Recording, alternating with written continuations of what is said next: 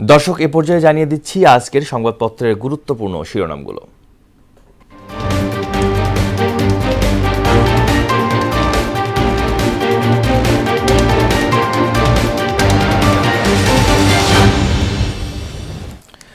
দর্শক, আমার হাতে প্রথমে আছে প্রথম আলো। প্রথম আলো আজকে তারা শিরোনাম করেছেন, যুক্তরাষ্ট্রের বিচারের মুখোমুখি মাদুরো। তারা আরেকটা শিরোনাম করেছেন, ঢাকায় জামায়াতের 17 প্রার্থীর মধ্যে 13 জন কোটিপতি।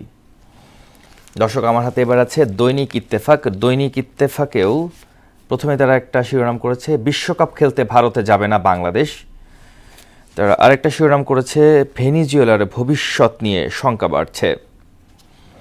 দর্শক, এখন আমার হাতে আছে সমকাল। সমকালে তারা শিরোনাম করেছেন, বিএনপির গুম 312, ফেরেনি 107, জামায়াতের গুম 747, ফেরেনি 35 জন।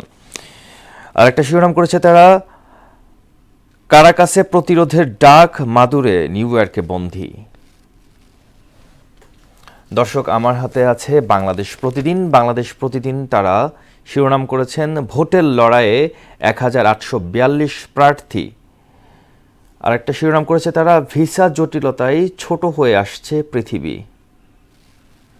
দর্শক, আমার হাতে সর্বশেষ যে পত্রিকাটা আছে সেটা হচ্ছে যুগান্তর। যুগান্তর তারা শিরোনাম করেছে, 15 বছরে গুম প্রায় 6000। রাজধানীর পান্থপথে রোববার সড়ক অবরোধ করে মোবাইল বিজনেস কমিউনিটি। এ সময় কোলের শিশুসহ এক ব্যবসায়ীকে পুলিশ সদস্যরা আটক করতে গেলে আরেক শিশুর বাঁচানোর চেষ্টা।